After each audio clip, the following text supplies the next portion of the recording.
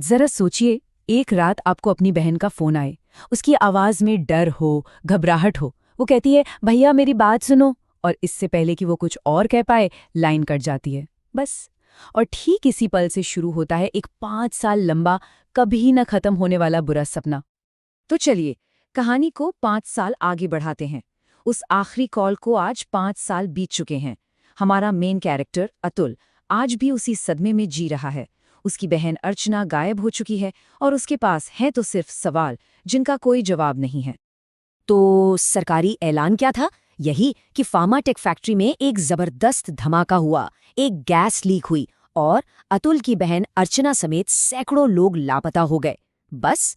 उसके बाद पूरे रवुपुरम शहर को रिस्ट्रिक्टेड टॉक्सिक जोन यानी कि एक जहरीला इलाका घोषित कर दिया गया।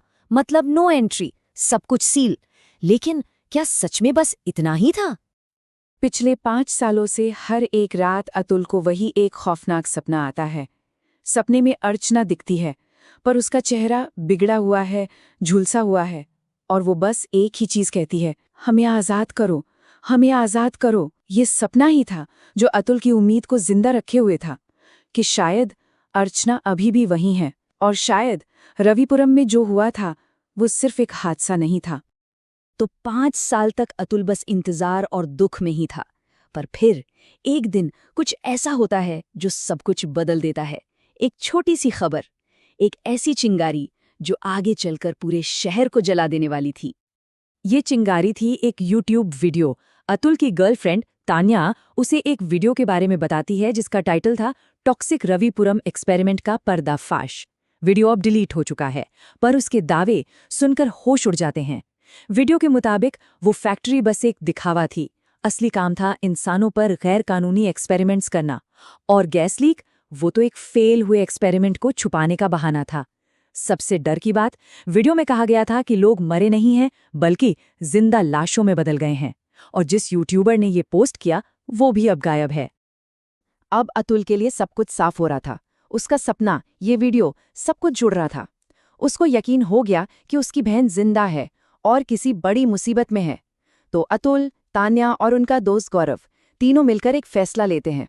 एक ऐसा फैसला जो उन्हें सीधा मौत के मुंह में ले जाने वाला था। वो रविपुरम के अंदर जाएंगे। तो अब ये तीनों निकल पड़ते हैं उस शहर की तरफ जहां कदम रखना भी मना है। हवा में एक अजीब सी मौत जैसी खामोशी है। हर तरफ सन्नाटा। उन्हें नहीं पता था कि ये सन्नाटा एक बड़े तूफान से पहले का था।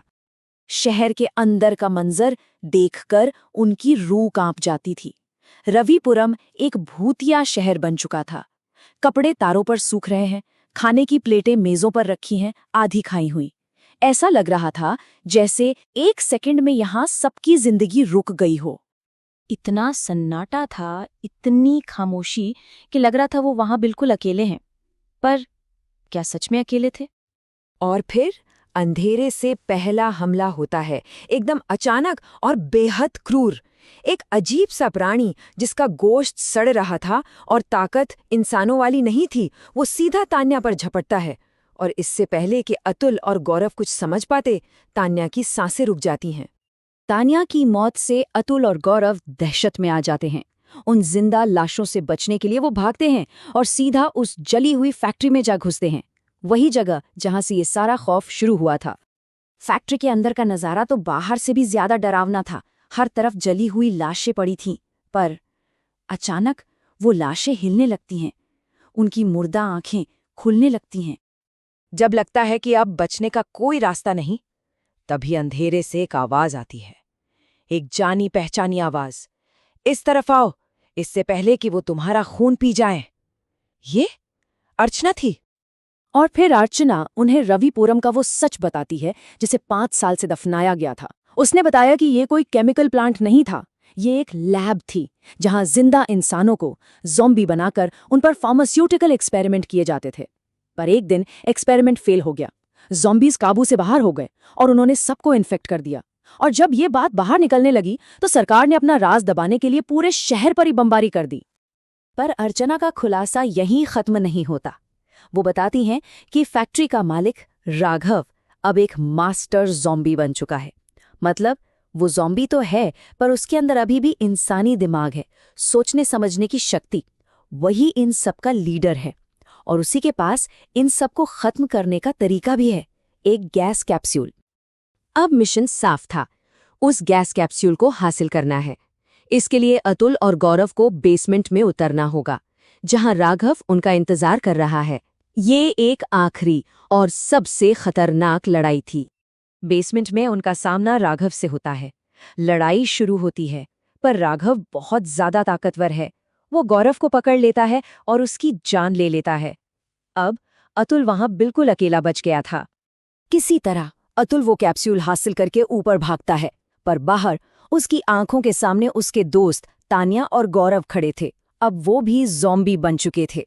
अब अतुल के सामने जिंदगी का सबसे मुश्किल फैसला था, या तो वो वहां से भाग जाए और इस बीमारी को पूरी दुनिया में फैलने दे, या फिर वो उस कैप्सूल का इस्तेमाल करे और अपनी बहन समेत सबको हमेशा के लिए खत्म कर दे। तभी उसके कानों में अर्चना की आखिरी पुकार गूंजती है। वो उसे इस दुख को, इस अजाब को खत्म करने के लिए कहती है, और कांपते हुए हाथों से अतुल उस कैप्सूल को जमीन पर दे मारता है। एक काला जहरीला धुआं पूरे शहर में फैल जाता है और उस धुएं में एक एक करके सारी जिंदा लाशें आग की लपटों में राख बन जाती हैं। रविपुरम का रहस्य आखिरकार खत्म हो जाता है। अतुल उस जलते हुए राख होते शहर से अकेला बाहर निकलता है। उसने सच को ढूंढ लिया, पर इसकी कीमत में उसने अपना सब कुछ खो दिया। और ये हमें एक सवाल के साथ छोड़ जाता है कि जब सच की कीमत इतनी बड़ी हो, तो क्या उस सच को जानना जरूरी है?